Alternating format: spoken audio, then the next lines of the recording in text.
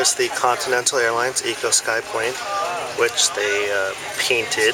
They misspelled the Continental right there. But yeah, the Continental Airlines Eco Sky plane with the, it's hard to see, the winglets are green. You really can't see it from this angle.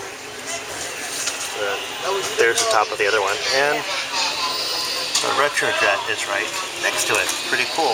RetroJet and Eco Skies.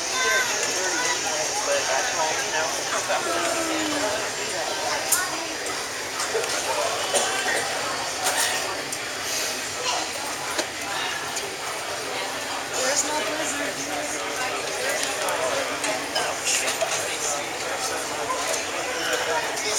So really lucked out today. Eco Skies and RetroJet side by side.